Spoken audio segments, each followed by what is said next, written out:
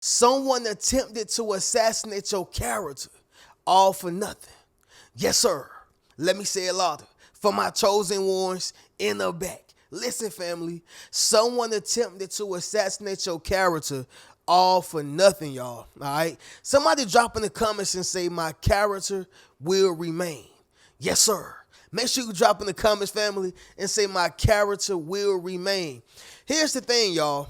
When you are going into places and into a trajectory that they are incapable of, they're going to try to pick you apart. All right. When they see that you are mingling with certain people who won't even look their way, they're going to try to down you. And when they see you doing things that they simply cannot do, they're going to try to get everybody's attention. All right. Everybody who love you, everybody who like you, and try to pick out your flaws and highlight your imperfections. Okay. Here's the thing, y'all. There's no one on earth who is perfect, right? There's nobody on this earth who is perfect. However, since in their eyes, in their mind, you have a perfect reputation, you have a perfect record, you have a perfect outcome, a perfect life, right? In their mind, you are perfect. So therefore, if they find a mistake, a mishap, a misfortune, they gonna blast it, right? And here's the thing, y'all. It don't even have to be all the way true. This is why they try to assassinate your character. They just need a little something. They just need a little bit, right? And the reason why I say y'all all for nothing is because if you haven't disrespected this person, if you haven't talked about this person mama, if you ain't talked about this person daddy, you ain't said nothing about they bald head granny, all right? I'm not saying they granny bald head literally, but y'all get what I'm saying.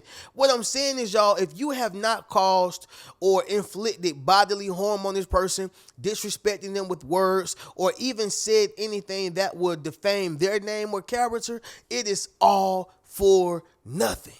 All right. Somebody drop in the comments and say, get some business about yourself. Yes, sir.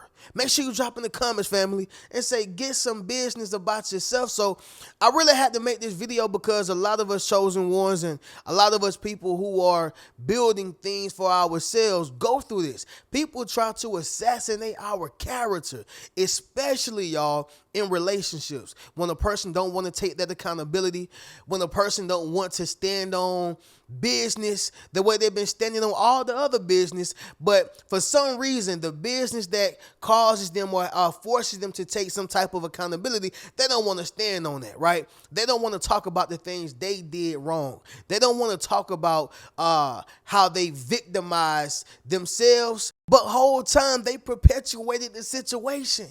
You see what I'm saying, y'all? They don't tell the whole story.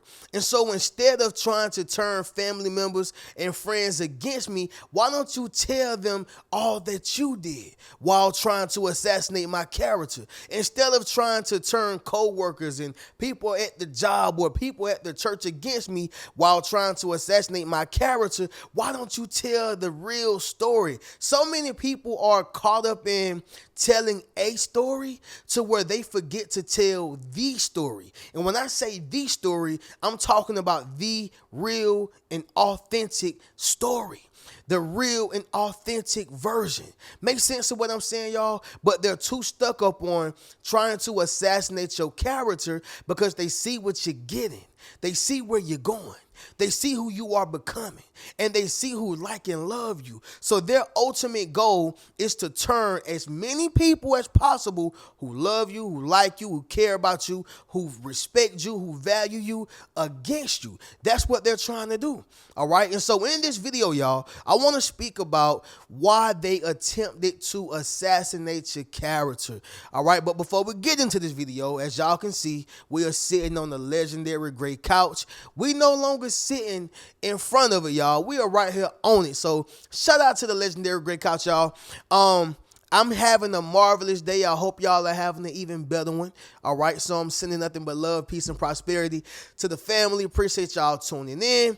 And so we're going to go ahead and get directly into it, y'all. Leave a thumbs up on this video as well as subscribe to the channel. Yes, sir. Not only that, y'all, but y'all be sure to ring my bell so you can be notified after every single video I post.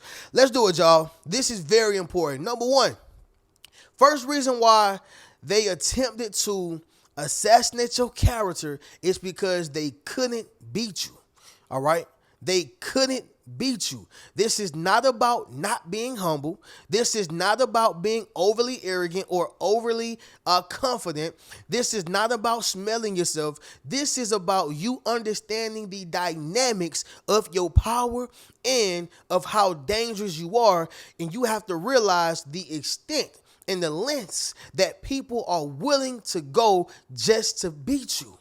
Right? There was a movie called Undisputed. It had Michael J. White, and it had another guy who was starring in it. I want to say he was from some other country like London or UK. It was somewhere, right?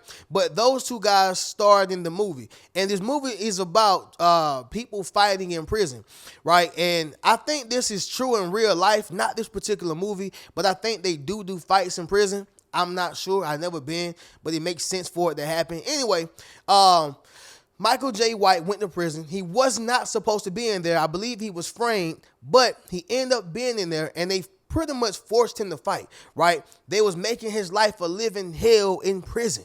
And so he ended up giving in. He said, forget it. I guess I'll do y'all stupid fights, whatever. And so one of the fights that was the biggest fight in the prison, he ended up winning in the first few rounds. Mind you, he already done knocked out like 7-10 people back to back. Bang, bang, bang. Knocking them out, right? Shut out the Pops, right? But anyway, so he's fighting in this fight, which is the main course, and he's winning. Someone else was on the other guy's team, and they ended up drugging Michael J. White. They drugged him. This is the movie. And so he ended up losing that fight ultimately because he was winning. And I guess they got scared or they got threatened. So they say, you know what, man, let's go ahead and drug him. I know for a fact that this going to take him down. Well, long story short, y'all, it took him down. Well, the point remains when I'm about to say it. When a person see that they can't beat you, even those who are around you or the person who's in it will try to do other things to stop you because they can't beat you physically. They can't beat you verbally. They can't out-articulate you. They can't do anything to beat you. So you know what? I'm going to try to harm you, whether that is destroying your character to stop you from getting in certain doors, whether that is to literally try to assassinate you, kill you, hurt you, or destroy you, harm you, cause or inflict bodily pain onto you. It's something that I'm going to do to try to stop you because I know I can't beat you from a regular standpoint, right? I got to fight dirty. Somebody drop in the comments and say fighting dirty won't help you. Yes, sir. Make sure you drop in the comments, family, and say fighting dirty won't help you. But that's what the movie Undisputed is about. It's about Michael J. White, fighting in prison, knocking so many people out, but he ended up losing one. And after he lost it, people was like, he was like, hey, man, you drugged me. You ain't win for real. You ain't beat me one-on-one. And the other guy actually ended up suffering tremendously. I think they killed him behind that because the other guy who he was fighting actually, valued winning fair and square. But that just shows how powerful he was. And so that's the same point that I'm making with you guys. They could not beat you physically or verbally. So guess what? They had to do something. They had to take action. Another example of this, y'all, would be politicians, right? When politicians are going against each other, y'all, they assassinate each other's character.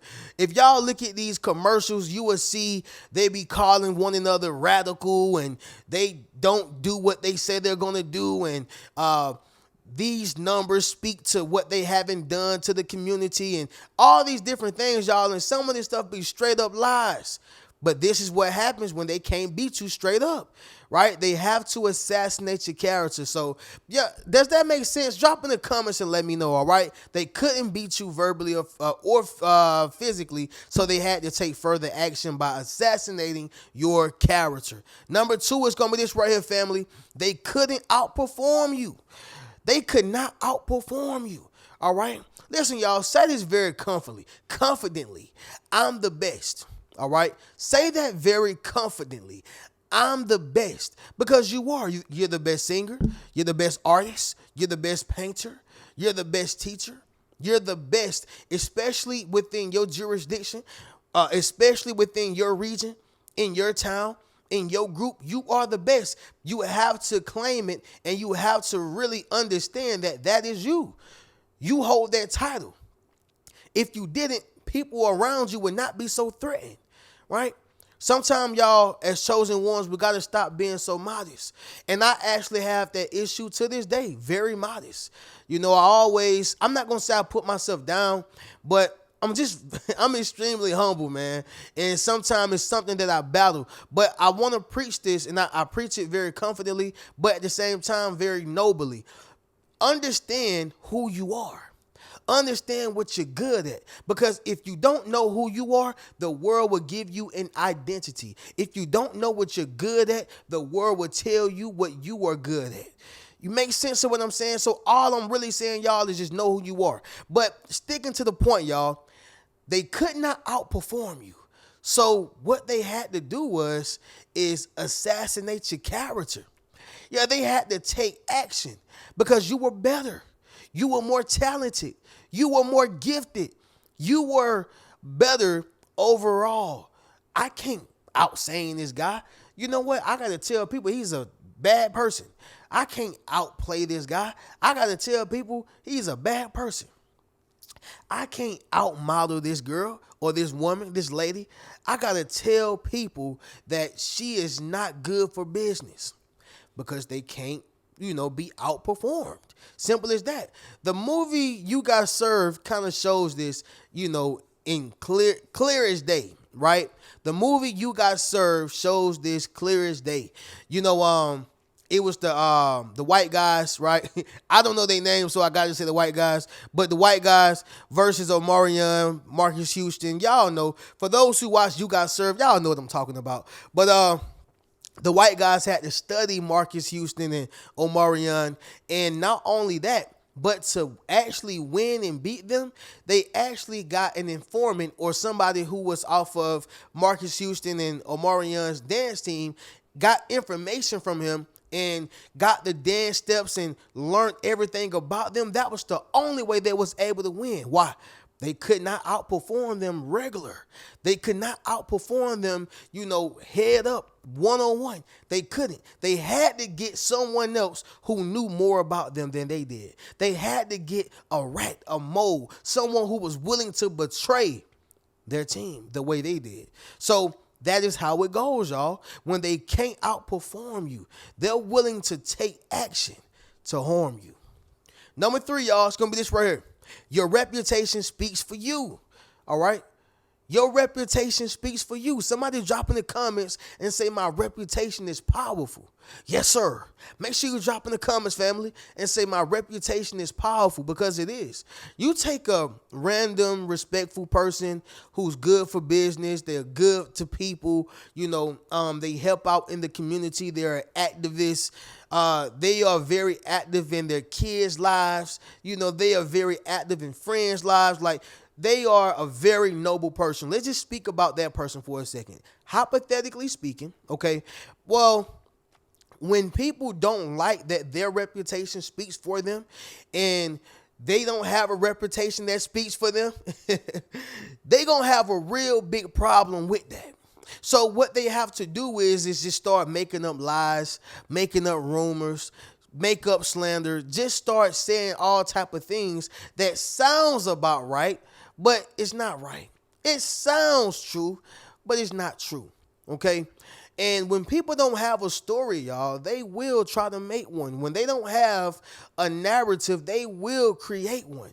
So on this good business, you will see people create Yelp reviews, or they will down their business, make reviews just because. Family, I don't care how good the hotel is. I don't care how good the food restaurant is. I don't care how good the business is. It's going to always be somebody else who's mad at some small little thing that was not right, or that was not good, or that was not to their satisfactory, and they're going to try to generalize it and make it about the entire business. It's because that business reputation speaks for them. I don't like this, so I'm gonna have to create my Yelp account. I'm gonna have to start some reviews. I'm gonna have to say something that bring a different light to this business. Understand what I'm saying, y'all? Someone attempted to assassinate your character. Your reputation speaks for you. Understand that. Number 4, y'all, it's gonna be this right here, family. The way people perceive you. This is another one. The way people perceive you.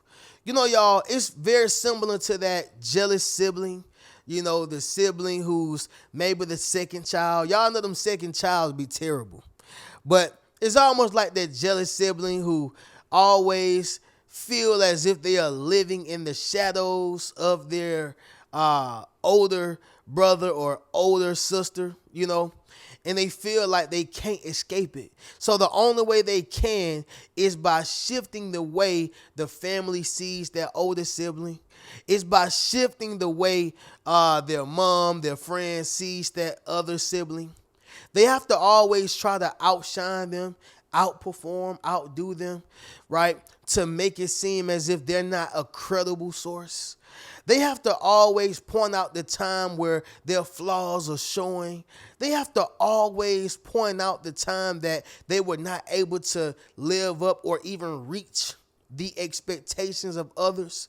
They put a real big flashlight on this particular person. It's because they're really jealous of how other people perceive them. I always say this, y'all. People don't hate you. They hate how other people see you, right? Let me say that once again, y'all. People don't hate you, okay? For some people, they may do. But for the most part, y'all, people hate how other people perceive you. Why you think celebrities get attacked all the time? Why you think all these people who are considered to be high status or high stature get attacked all the time? It's because people don't like how other people view them, okay? And in today's time, y'all, people celebrate celebrity so much to where it's borderline worshiping. You know, I believe that obviously the Bible is a big prophecy, and so I believe that one of the reasons God placed no idolatry is because he knew that people was going to idolize certain human beings because they look this way, because they have a certain amount of money, because they're very gifted or very talented.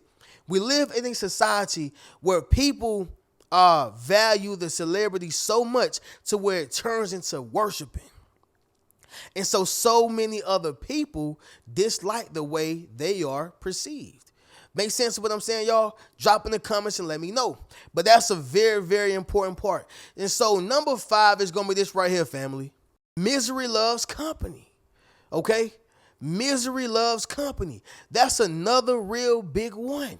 You know, y'all, this reminds me of the devil, right? The devil messed up. The devil, harmed Adam and Eve by telling them the wrong information, or by telling Eve the wrong information. Okay, and she was able to take down Adam.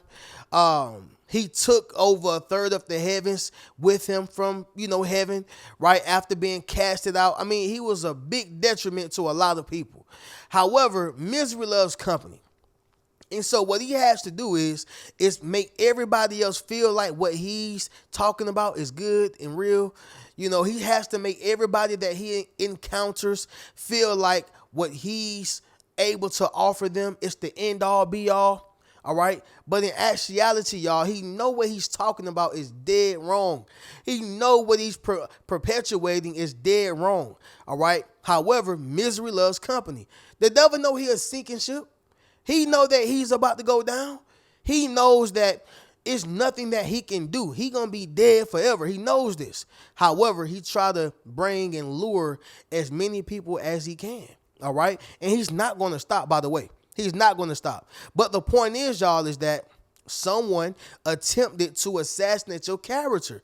Just like he tried to assassinate God's character, y'all, you have other people who's trying to assassinate your character. Okay, the devil speaks terribly about God. And God is the one who created him. That's how it operates, y'all. But with that being said, family, we're going to go ahead and conclude this video. But just understand something. They will try to assassinate your character, and these are the reasons why. But family, y'all make sure y'all go over to the Rich Mentality Academy, join the membership, meet your tribe. Y'all be sure to book a one-on-one session with your boy. Of course, y'all be sure to get one of my books. And of course, you can get a Yes Sir t-shirt as well. But I'm going to catch y'all in the next video. Keep a rich mentality. Peace.